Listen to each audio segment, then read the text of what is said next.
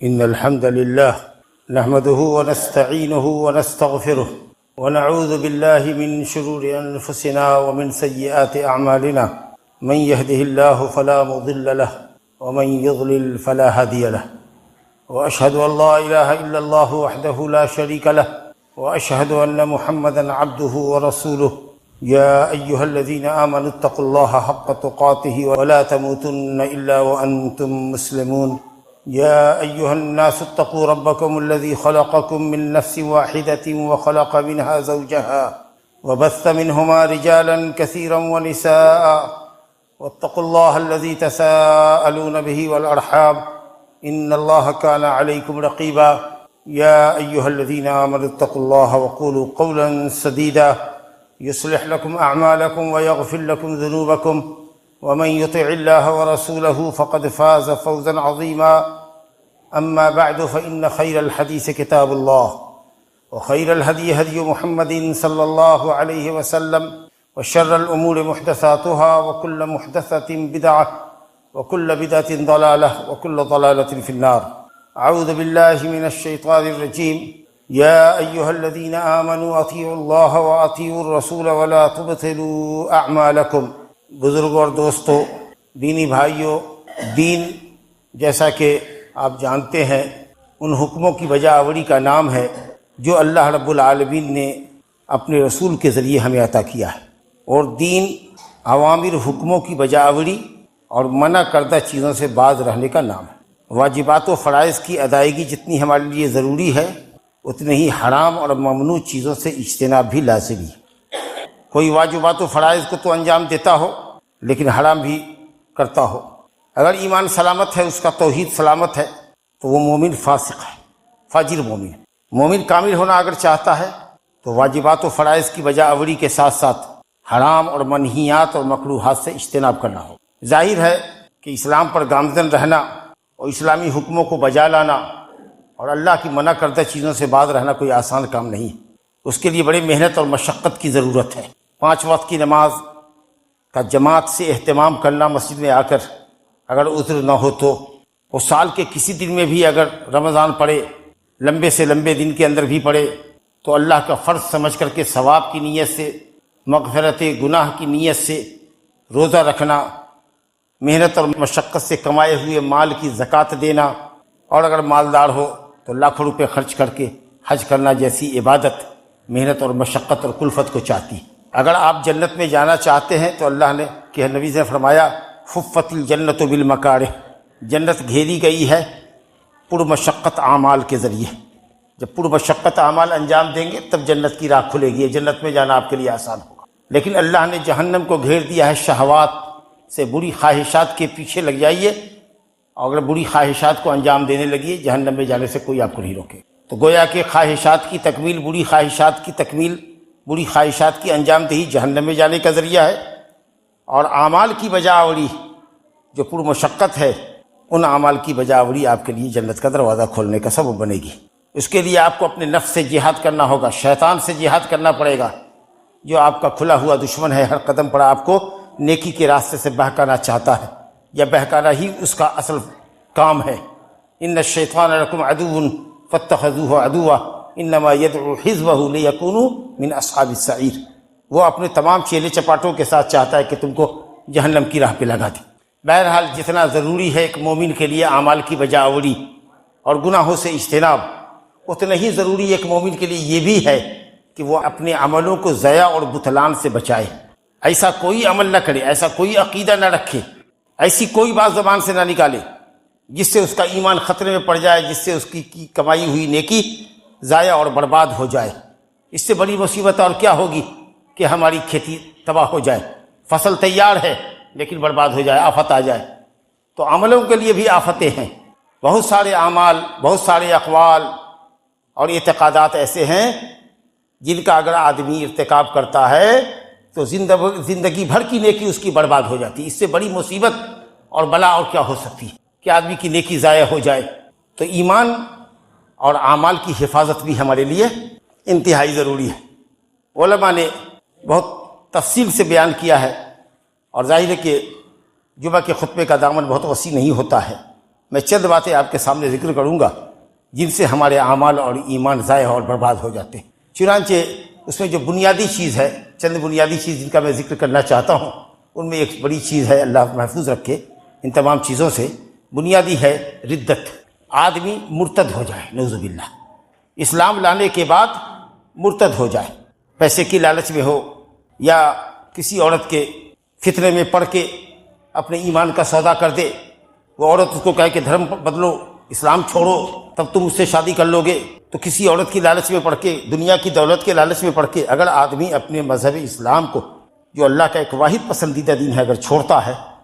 تو آپ سمجھ سکتے ہیں کہ اس سے بڑا بد نصیب اور کوئی نہیں ہو سکتا۔ خسرت دنیا والآخرہ، اس نے اپنی دنیا بھی برباد کی، اپنی عاقبت بھی برباد کی۔ مرتد ہونا یعنی دین سے پلٹ جانا، نعوذ باللہ من ذالک۔ سارے اعمال جو کیے کرائے ہیں وہ سب ضائع اور برباد ہو جائیں گے۔ اور اگر آدمی مر گیا کفر و شرک کے اوپر، اسلام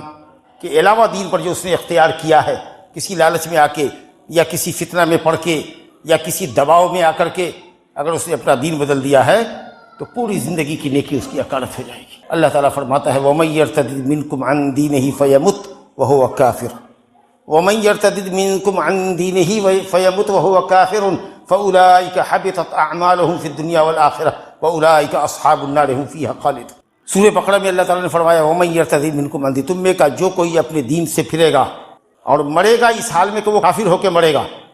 تو سن لو اولئک حبطت اعمالهم فی الدنیا والآخرہ، اس کے اعمال دنیا اور آخرت میں ضائع ہو جائیں گے، وہ دائمی جہنمی ہوگا۔ لیکن شرط اس کے لیے کیا؟ فیمت وہو کافر، مرے کفر کی حالت میں۔ نعوذ باللہ، اگر کوئی شخص مرتد ہو جائے، اسلام سے پھر جائے، لیکن کچھ دنوں کے بعد، کچھ مہینوں کے بعد، کچھ سالوں کے بعد اس کو احساس ہو اپنی غلطی کا، اور پھر سے وہ سچی توبہ کر کے اسلام میں آ جائے اور اسلام کے اوپر زندگی گزارے، تو انشاءاللہ تعالیٰ اس کی ہوئی نیکی جو مرتد ہونے سے پہلے تھی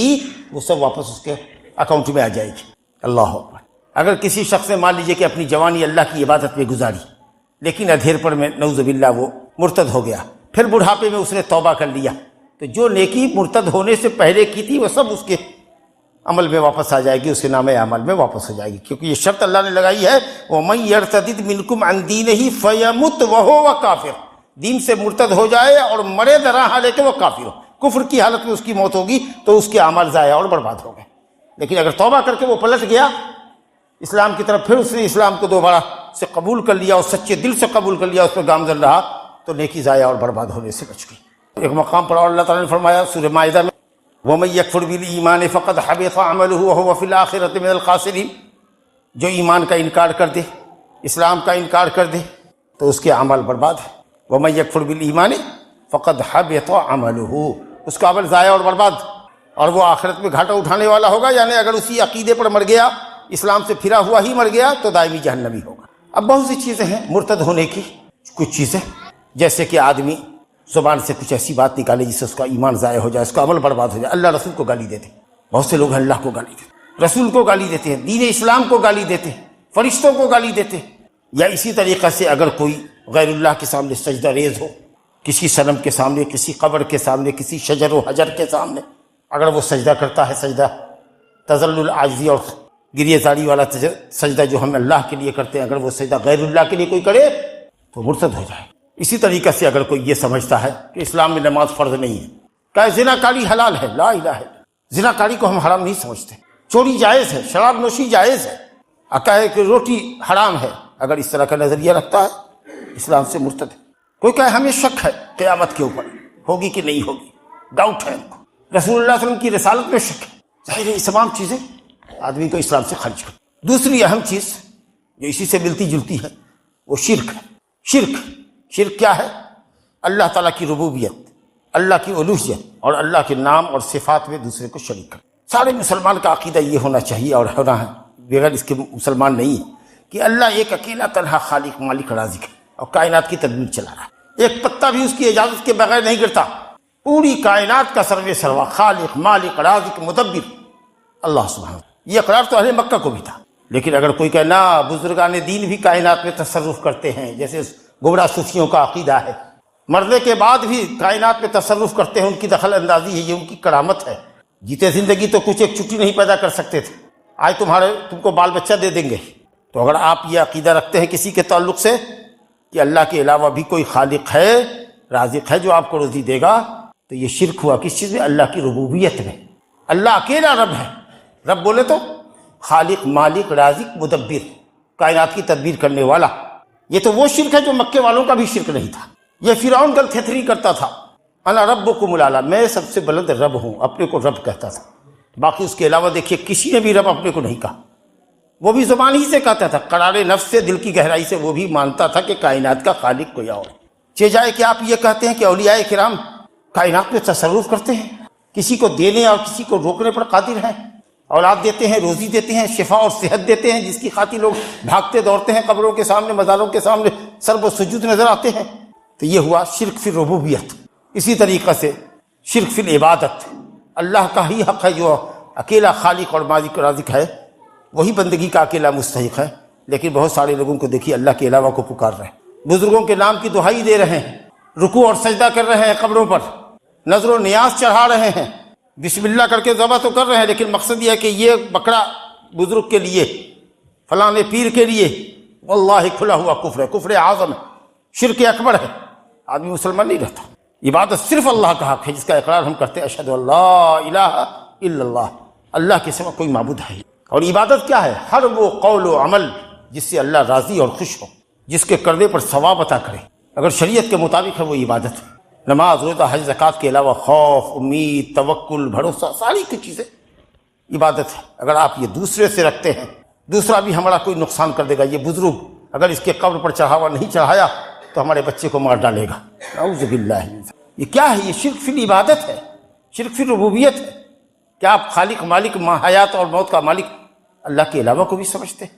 حضرات انبیاء کرام کو ان کی قومیں ڈراتی تھی کہ دیکھو ہمارے معبودوں کے متعلق الٹی سیدھی باتیں نہ کرو، ورنہ یہ ہمارے معبود تم کو باولا کر دیں گے، پاگل کر دیں گے، ستیہ ناش کر دیں گے، جیسے ڈرانے والے ڈراتے ہیں غیر اللہ کے پجاری۔ تو حضرات انبیاء کرام کہتے تھے میرا چیلنج ہے کہ تم اور تمہارے سارے خدا مل کر کے بھی ہمارا کچھ بگاڑ سکتے تو بگاڑ لو۔ اور اسی طریقے سے اللہ تعالیٰ کے جو نام ہیں، صفات ہیں، اللہ ہر جگہ موجود ہے کا مطلب کیا ہے؟ اللہ کا علم ہر جگہ موجود ہے، اس کی ذات تو عرش کے اوپر ہے۔ اللہ تعالیٰ دل کے کھٹکے کو بھی جانتا ہے، لیکن آپ یہ سمجھتے ہیں یہ صفت اللہ کی ہے، آپ یہ سمجھتے ہیں کہ جو ہمارا بزرگ پیر ہے جو کہیں کسی شہر میں بیٹھا ہوا ہے وہ اپنے مرید کے دل کی کیفیت کو جانتا ہے، آپ ایسا سمجھ رہے ہیں۔ اللہ تعالیٰ عالم الغیب ہے، آپ یہ سمجھتے ہیں کہ نہیں نبی بھی عالم الغیب ہے۔ اگر اس طرح کی بدعقیدگی ہے تو واللہ یہ آپ اللہ تعالیٰ کے ناموں اور صفتوں میں دوسروں کو شریک کر رہے ہیں۔ ایسا آدمی مشرک ہے، اور مشرک کا سارا عمل برباد ہو جاتا ہے۔ جب وہ شرک کرتا ہے تو عقیدے میں اگر اس کے شرک کو سارا عمل برباد ہو جاتا ہے۔ اللہ تعالیٰ نے 18 انبیاء کا ذکر کیا ہے سورہ انعام کے اندر، اور اس کے بعد کہا ہے وَلَوْ أَشْرَكُوا لَحَبِطَ عَنْهُمْ مَا كَانُوا يَعْمَلُونَ، اگر یہ سب شرک کرے تو ان کے اعمال کو بھی ضائع اور برباد کر دوں گا۔ اللہ رب العالمین نے اپنے نبی کو خطاب کیا جن سے کبھی شرک ہو نہیں سکتا تھا، لیکن بفرض محال اگر نبی بھی شرک کرے، اور سنو یہ حق پیغام ہمارے لیے ہے۔ اللہ کہتا ہے سورہ زمر میں لَئِنْ أَشْرَكْتَ وَلَقَدْ أُوحِيَ إِلَيْكَ وَإِلَى الَّذِينَ مِنْ قَبْلِكَ لَئِنْ أَشْرَكْتَ لَيَحْبَطَنَّ عَمَلُكَ وَلَتَكُونَنَّ مِنَ الْخَاسِرِينَ۔ اے نبی ہم نے آپ کی طرف بھی قانون اتارا ہے، وحی اتاری ہے، اور آپ سے پہلے کے نبیوں اور رسولوں کی طرف بھی، کہ اگر آپ نے بھی شرک کیا، اللہ کی عبادت میں کسی کو شریک کیا، کسی اور کو بھی اپنا حاجت روا اور مشکل کشا سمجھا، کسی اور کو بھی مددگار سمجھا ایسے کاموں کے لیے جس پر اللہ کے سوا کوئی قادر نہیں ہے، تو سن لیجئے لئن اشرکت لیحبطن عملک، ضرور بھی ضرور، قسم ہے، قسمیہ جملہ ہے، لام مفتوح ہو لیحبطن تو اس سے پہلے واللہ محذوف ہوتا ہے۔ اللہ اپنی ذات کی قسم کھا کے کہا ہے کہ ضرور بھی ضرور اس کے آپ کے عملوں کو ہم ضائع اور برباد کر دیں، اور آپ گھاٹا اٹھانے والوں میں سے ہوں گے، یعنی شرک کریں گے تو جہنمی ہوں گے۔ بفرض محال مان لیجیے کہ اگر نبی بھی ایسا کرے جو ممکن نہیں ہے، ہماری آنکھ سے پردہ اٹھانے کے لیے کافی ہے، تو اے نبی آپ کے عمل کو بھی ضائع اور برباد کر کے جہنم رسی، دوسروں کا کیا حال ہوگا؟ یا یہ کہیے کہ نبی کے کو خطاب اصل میں امت کو خطاب۔ اللہ تعالیٰ فرماتا ہے، ایک دم بہت واضح آیت ہے سورہ نساء کی، ان اللہ لا یغفر ان یشرک بہ ویغفر ما دون ذلک لمن یشاء۔ اللہ ہر گناہ کو معاف کرے گا جس بندے سے چاہے، جس کو چاہے معاف کر دے،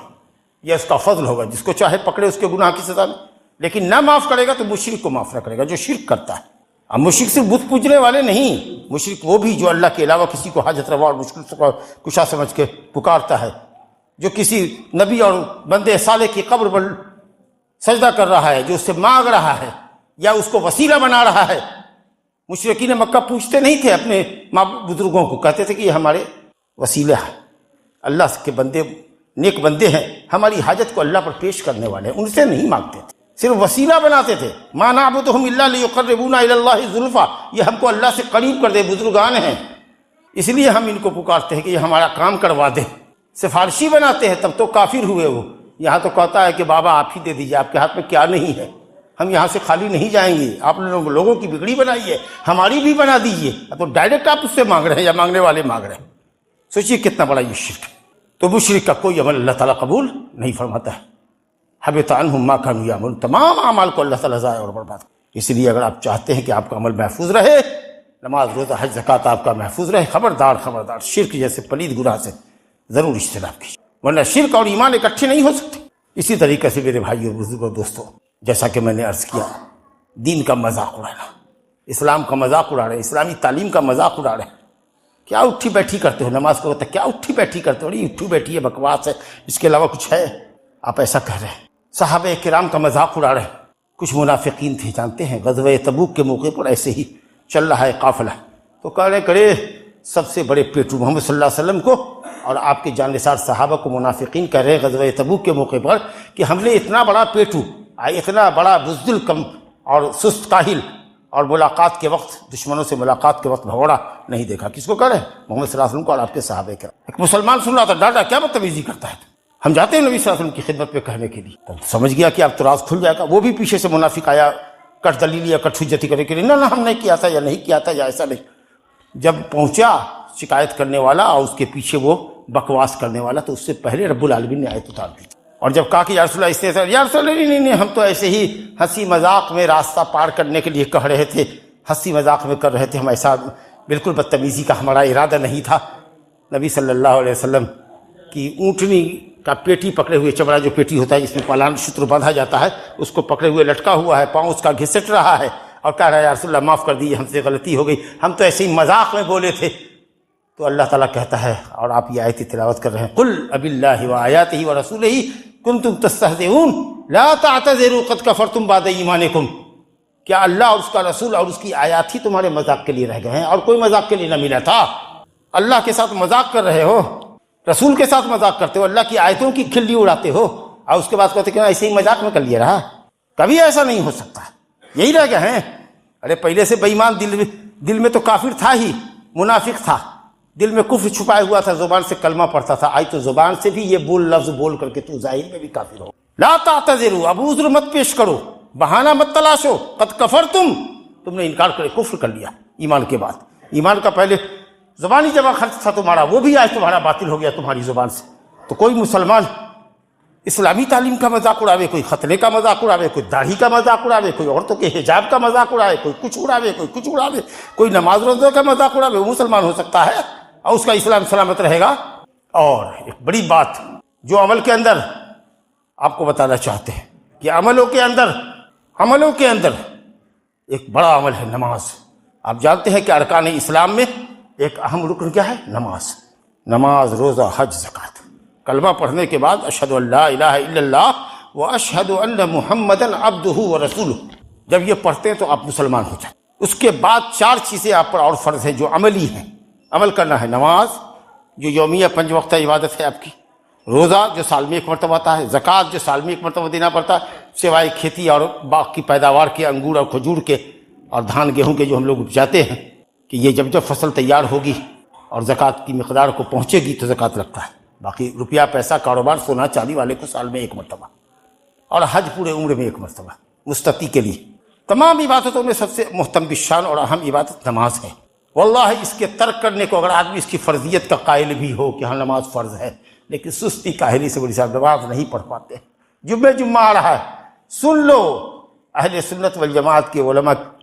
کی ایک جماعت کے نزدیک، اور وہی قول دلیل کی روشنی میں صحیح بھی ہے کہ نماز کا جان بوجھ کر چھوڑنے والا کافی۔ آپ اگر نماز نہیں پڑھتے ہیں تو آپ کا روزہ مقبول نہیں، آپ کا حج مقبول نہیں، آپ کی زکوٰۃ قبول، آپ کا کوئی صدقہ خیرات قبول نہیں۔ نماز تو کسی حال میں آپ کو چھوڑنی ہی نہیں جب تک ہوش حواس آپ کا سلامت ہے، چاہے آپ سفر میں رہے کہ اپنے حضر میں، گاؤں میں رہے، بیمار رہے کہ صحت یاب رہے، سب کے احکام ہیں اپنے۔ کھڑے نہیں ہو سکتے بیٹھ جاؤ، بیٹھ نہیں سکتے لیٹ جاؤ، پانی استعمال نہیں کر سکتے ہو گرم پانی کرو، وہ بھی تمہارے پاس سہولت نہیں، تیمم کرو، لیکن معاف تو کہیں نہیں۔ اللہ تعالیٰ کے نبی نے فرمایا، مسلم شریف کی روایت ہے حضرت جابر کی، بین الرجل و بین الکفر ترک الصلاۃ، ایک آدمی کے درمیان اور کفر کے درمیان صرف نماز چھوڑنا ہے۔ نماز پڑھ رہا ہے، نماز قائم کر رہا ہے، وہ مسلمان ہے، نماز چھوڑتا ہے وہ کافر ہے۔ حدیث ہے سنن کے اندر امام احمد کے یہاں، من ترک الصلاۃ متعمدا فقد کفر، جس نے جان بوجھ کر نماز چھوڑ دی، پاگل نہیں ہے، دیوانہ نہیں ہے، بے ہوش نہیں ہے، کوما میں نہیں ہے، کافر ہو گیا وہ۔ انکار تو کسی بھی چیز کا اسلام میں کرو گے تو انکار کرو گے تو کافر ہو جاؤ گے، مرتد ہو جاؤ گے۔ اقرار ہے تم کو نماز کے فرض ہونے کا، لیکن تم ادائیگی نہیں کر رہے ہو نماز کی، کافر ہو، تمہارا کوئی عمل مقبول نہیں ہے۔ خوش ہو جاؤ کہ ہم نے صدقہ دے دیا، چندہ دے دیا، روزہ رکھ لیا، نہیں ہوگا۔ سب سے پہلے قیامت کے دن اللہ تعالیٰ بندوں کے عمل میں کسی چیز کو پوچھے گا، نماز کے متعلق۔ اگر نماز درست پائی گئی تب دوسرے عملوں کو اللہ دیکھے گا، ورنہ دوسرے عمل کو تو دیکھے گا ہی نہیں۔ اور حضرت عبداللہ بن شقیق رضی اللہ عنہ رحمۃ اللہ علیہ تابعی ہیں، صحابہ کے شاگرد کو تابعی کہتے ہیں۔ انہوں نے کہا کہ اصحاب رسول اللہ کان اصحاب رسول اللہ، نبی صلی اللہ علیہ وسلم کے صحابہ کرام کسی چیز کے ترک کرنے کو کفر نہیں سمجھتے تھے سوائے نماز کے، نماز کے چھوڑنے کو کفر کہتے تھے۔ بعد میں علماء میں اختلاف بعد میں پیدا ہوا کہ کیا وہ حقیقی کافر ہے کہ حقیقی کافر نہیں ہے، لیکن اتنی بات تو شافعی اور مالک رحمۃ اللہ علیہ نے بھی کہا کہ اگر نماز نہیں پڑھتا ہے اس کی سزا اسلام میں قتل ہے، لیکن امام محمد رحمۃ اللہ علیہ کہتے کہ نہیں، وہ کافر ہے، مرتد ہے، اس کو مسلمان کی قبرستان میں دفن بھی نہیں کیا، قتل تو کرو ہی، مسلمان کی قبر میں دفن بھی نہ۔ کتنی آسانی کے ساتھ ہمارے معاشرے کو لوگ نماز سے غافل ہیں، مرد اور عورت، اندازہ کیجیے، اور سمجھتے ہیں ہم روزہ بھی رکھ رہے ہیں، زکوٰۃ بھی دے رہے ہیں، خیرات بھی کر رہے ہیں، لیکن نماز بنیاد نہیں ہے، ہوا میں آپ عمارت تعمیر کر رہے ہیں۔ ایمان اور عقیدہ نہیں ہے، عمل کی دیوار آپ تیار کر رہے ہیں، ویسی نہیں ہے، بنیادی نہیں تو دیوار کہاں سے کھڑی ہوگی، کس چیز پہ کھڑی ہے؟ بھائیو اللہ سے ڈرو، نماز کی پابندی کرو تاکہ چھوٹا بڑا عمل کوئی سبھی اللہ کا قبول کرے، لیکن اگر نماز نہیں ہے زندگی میں تو دوسرے عمل کے لیے بہت بڑا سوالیہ نشان کھڑا ہے۔ اور اسی طریقہ سے بزرگوں دوستوں، انسان کے اعمال کو برباد کرنے والی چیزوں میں ایک چیز اور بتاتے ہیں، بڑی اہم ہے، وہ ہے آدمی کا عجب اور کبر، اپنے تئیں خوش ہے کہ ہم جو ہیں وہ دوسرا نہیں، اللہ نے ہم کو جو صلاحیت دی ہے وہ دوسرے کے اندر نہیں ہے، دوسرے کو گھٹیا نظر سے دیکھ، دوسرے کو حقیر سمجھنا اور اپنے تئیں عجب اور کبر میں مبتلا ہونا اور بے ادبی اللہ کے ساتھ یہ کرنا۔ کبھی کبھی آدمی غصے میں یہ کہہ دیتا ہے کہ جاؤ اللہ تعالیٰ تم کو نہیں بخشے گا، اللہ اس پر رحم نہیں کرے گا۔ اگر اس طرح کی بات آپ کہتے ہیں تو یہ بڑی جسارت ہے، خطرہ ہے کہ کہیں آپ کا عمل ضائع نہ ہو جائے، کیونکہ آپ کے اندر عجب اور کبر ہے۔ اگر آپ نیکی پر اپنے آپ کو پاتے ہیں، اللہ کا شکر ادا کیجیے۔ گنہگاروں سے نفرت کرنا، طبعی نفرت کرنا، سمجھائیے، نصیحت کیجیے، دل سے برا مانی، اچھی بات ہے، لیکن حقیر سمجھ کر کے نگاہ پھیر لیا اس سے، کہا ہے بدبخت جہنمی ہے، اس سے کیا بات کرے، کب جانے اس کی کیفیت بدل جائے، اللہ اس کے دل کو بدل دے۔ سنگین سے سنگین جرم اگر کر رہا ہو آپ نصیحت کیجیے، آپ اس کے مال اور انجام کا فیصلہ کرنے والے آپ نہیں ہیں، یہ بات یاد رکھیے، آپ نہیں ہیں اس کا فیصلہ کرنے والے۔ صحیح حدیث ہے، دو دوست تھے بنی اسرائیل میں، دونوں ایک دوسرے سے محبت کرتے تھے، لیکن اس میں ایک بڑا عابد و زاہد تھا، نیک تھا، اور ایک گنہگار۔ تو کئی مرتبہ ایسا ہوا کہ اچھے دوست کی نظر اپنے برے ساتھی پر پڑی جو کوئی گناہ کا کام کر رہا ہوتا، تو اچھا دوست اس کو نصیحت کرتا ہے، اے بھائی، اے دوست، اتق اللہ، اللہ سے ڈرو، کیا کر رہا ہے؟ تو وہ کہتا گناہ کرنے والا، خلنی و ربی، جاؤ مجھ کا، میرا معاملہ میرے رب کے ساتھ ہے، مجھ کو چھوڑو میرے رب کے ساتھ، تو جاؤ اپنا کام کرو۔ اب دیکھ رہے ہیں اس کا عقیدہ کیا ہے، مجھ کو میرے رب کے حوالے کرو، میرا رب میرا مالک ہے، تو نہیں ہے، جا اپنا کام کر۔ 2 دفعہ ہوا، 3 دفعہ ہوا، ایک دن ایسا دیکھا کہ کوئی ایسی غلطی کر رہا ہے جو دیکھنے والے اس کے نیک دوست کے دل میں بہت سنگین گناہ تھا، بڑا بھاری، اس کو لگا کہ یہ بہت بڑا پاپ کر رہا ہے، کون سا پاپ تھا ہم نہیں جانتے، لیکن اس نے اس کو بڑا سنگین سمجھا، کہا اے فلاں کیا کر رہے تم، اتق اللہ، تو کہا خلنی و ربی لم تبعث علی رقیبا ما انت رقیب علی، تم میرے داروغہ نہیں ہو، تم میرے نگہبان نہیں ہو، تم میرے حاکم نہیں ہو، تم میرے رب نہیں ہو کہ تم اس طریقے سے دھمکی آ رہے ہو ہم کو، جاؤ مجھ کو میرے رب کے حوالے چھوڑو، تو میرا کوئی داروغہ ہے، نگہبان ہے ہمارا۔ وہیں پر اس کے منہ سے نکل گیا کہ واللہ لا یغفر اللہ لک یا فلاں، اے فلاں تم کو اللہ تعالیٰ نہیں بخشے گا۔ اللہ اکبر، کیا بول گیا وہ، اتنا بولنا تھا کہ اس نے اپنی دنیا اور آخرت تباہ کر لی۔ اللہ کا حکم ہوا، دونوں کی روح کھینچ کر لاؤ، کہ کہانی نہیں سنا رہے، حدیث ہے مسند احمد میں، شرح السنہ بغوی میں، سنن ابو داؤد میں، کہا لے اور کہا اس کو جو گنہگار تھا، کہا جا تو اس کو میں نے اپنی رحمت سے بخش دیا، جا جنت میں جا۔ اور جو نیک متقی پرہیزگار تھا، جو اتراتا تھا اپنی بندگی پر، کہا کہ تو بہت شقی خور تھا نا، تو کون ہوتا ہے اللہ پر قسم کھانے والا کہ میں نہیں بخشوں گا، جا رہے میں نے اس کو بخش دیا، تم کو بخش دیا، جا اس کو جہنم رسید کرو۔ کیسا کلمہ نکالا آپ نے۔ گنہگاروں کو نصیحت کیجیے، سمجھائیے، اس کے عمل کو برا سمجھیے، اس آدمی کو برا مت سمجھیے، ہو سکتا ہے کہ وہ مشرک، ہو سکتا ہے کہ وہ زانی شرابی، کل کو توبہ، اس کی ہدایت کی دعا کیجیے، سمجھائیے، نصیحت کیجیے، لیکن آپ یہ مت کہیے کہ تو جہنمی ہے، تجھ کو اللہ کبھی نہ بخشے گا۔ کس کو بخشے گا، کس کو نہ بخشے گا، کس کا عمل قبول ہو رہا ہے نہیں ہو رہا ہے، کون جانے۔ اور ایک اور بڑی چیز جو ہمارے عملوں کو ضائع اور برباد کرتی ہے، ریاکاری۔ ریاکاری، عمل کر رہے ہیں دوسرے کو دکھانے کے لیے کر رہے ہیں، نام و نمود کے لیے کر رہے ہیں، لاکھوں روپیہ آپ خرچ کر دیا، مقصد ہو ریاکاری، نام و نمود، گیا پیسہ آپ کا گول ہو گیا۔ اسی طریقے سے کچھ لوگ کسی پر احسان کرتے ہیں، احسان کرنے کے بعد جتا دیتے ہیں، بے حیا بے شرم، کوئی یاد نہیں ہے فلانے موقع پر ہم نے تمہاری مدد کی تھی، تم پر یہ احسان کیا تھا، آج ہم کو ایک بات کر رہے تو سن نہیں رہا ہے، تم نے ثواب کے لیے نہیں احسان کیا تھا، نیکی کرنے کے لیے اس پر خرچ کیا تھا، تمہارے کام نہیں آیا تو نہیں آیا، تو اپنی کی ہوئی نیکی کو برباد کر رہا ہے۔ اللہ تعالیٰ فرماتا ہے یا ایھا الذین آمنوا لا تبطلوا صدقاتکم بالمن والأذى كالذي ينفق ماله رئاء الناس ولا يؤمن بالله واليوم الآخر فمثله كمثل صفوان عليه تراب فأصابه وابل فتركه صلدا لا يقدرون على شيء والله لا يهدي القوم الكافرين۔ کہا اے ایمان والو، احسان کر کے اور تکلیف دہ بات بول کر کے اپنی نیکیوں کو ضائع نہ کرو۔ بے حیا بے شرم شرم نہیں آتی ہے؟ ہم نے تم پر احسان کیا، اس موقع پر بل بلا رہا تھا گاؤں میں قرضہ لینے کے لیے، کوئی نہیں دے رہا تھا، ہم ہی نے دیا تھا، آج میری بات نہیں سنتا ہے، میرے کہنے پر فلاں کو ووٹ نہیں دیتا ہے، ایسا نہیں کرتا ہے، ویسا نہیں کرتا ہے، احسان جتا رہے۔ آپ نے اپنی نیکی برباد کر لی۔ اے ایمان والو، اپنی نیکی کو برباد نہ کرو کسی پر احسان جتا کر کے، کھڑی کھوٹی اس کو سنا کر، جیسے وہ آدمی اپنی نیکی کو برباد کر لیتا ہے جو نیکی کرتا ہو لوگوں کو دکھانے کے لیے، نام و نمود کے لیے۔ ریاکاری کا کوئی عمل قبول نہیں ہے، وہ عمل جس میں وہ خاص کر ریاکاری کرتا ہے۔ کالذی ينفق ماله رئاء الناس، جو لوگوں کو دکھانے کے لیے، شہرت طلبی کے لیے مال خرچ کرتا ہے، دونوں کا وہ ایک حال ہو۔ کہا اس کی مثال ایسے سمجھو، نیکی کیسے برباد ہوتی ہے اس کے، جیسے کہ کوئی چکنا پتھر ہو، مثلہ فمثلہ کمثل صفوان، چکنا پتھر ہو، اس کے اوپر گرد جمی ہوئی ہو، مٹی بیٹھی ہوئی ہو، تیز بارش کی بوندیں بچھاڑیں اس پر پڑیں تو مٹی اس پر رہے گی یا مٹی دھل جائے گی؟ پتھر پر مسلسل بارش پڑ رہی ہے، چھینٹے پڑ رہے ہیں، تو بارش اس کی رہے گی یا ختم ہو جائے گی؟ مٹی رہے گی یا دھل جائے گی؟ دھل جائے گی۔ کہا گیا کہ فمثلہ کمثل صفوان، اس کی مثال اس چکنے پتھر کی ہے جس پر مٹی ہو، فاصابہ وابل، زور کی بارش اس کو لگی اور پھر وہ مٹی صاف ہو جائے اور پتھر چکنا کا چکنا ہو جائے۔ تو تم نے جو ریاکاری کی، دکھاوا کیا، اور تم نے جو نیکی کر کے کسی پر احسان کر کے احسان جتا دیا، وہ مٹی تھی جو پتھر پہ پڑی ہوئی تھی، بارش سے دھل دیا اس کو، تمہارا احسان اس کو ختم کر گیا۔ جو بھی عمل کرو اللہ کی رضا اور خوشنودی کے لیے، اخلاص بہت ضروری ہے، ریاکاری سے پوچھو، اور اسی نفلی عبادتوں کو چھپ چھڑا کر کے کرو۔ کسی کو چندہ دینا ہے، کسی کو خیرات کرنا ہے، ایسا دو کہ تم جانو ہو جائے، کوئی دوسرے کو پتہ نہ چلے۔ نوافل کو گھر میں لے جا کے پڑھو، ذکر و تسبیح لمبی کرنا ہے، تلاوت کرنا ہے گھر میں کرو، تاکہ لوگوں کی نظر نہ پڑے، شیطان کو موقع نہ مل جائے کہ کوئی تم کو دیکھ رہا ہے، اور کوئی دیکھ رہا ہے تو اس لیے خوب اطمینان کی نماز لگا پڑھنے کے لیے، خوب بڑھیا سے پڑھ رہا ہے، کاہے کہ دیکھ رہا ہے کہ کوئی اس کو دیکھ رہا ہے، اس لیے خوب اطمینان کی، جس کو کہتے ہیں گاڑھی نماز پڑھ رہا ہے۔ کوئی بھی عمل کرو اللہ کی رضا اور خوشنودی کے لیے۔ حضرت ابو امامہ کی روایت ہے نسائی میں، ایک شخص آیا، کہا یا رسول اللہ ارأیت رجلا غزا، آپ کا کیا خیال ہے اس شخص کے متعلق جو اللہ کے راستے میں غزوہ کر رہا ہے، یلتمس الاجر والذکر، چاہتا ہے کہ ثواب بھی ملے اور اس کی بہادری کے چرچے بھی لوگوں میں ہوں، اس نیت سے آیا ہے جہاد میں کہ اس کو اجر بھی ملے اور اس کا ذکر بھی ہو، لوگوں میں اس کا تذکرہ ہو، اس کی بہادری کا۔ ما لہ، کیا اس کو ثواب ملے گا؟ آپ نے کہا لا شیء لہ، کچھ نہیں ملے گا۔ 3 مرتبہ اس نے دہرایا سوال، آپ نے تینوں مرتبہ کہا لا شیء، کچھ نہیں ملے گا، اور اس کے بعد فرمایا ان اللہ یقبل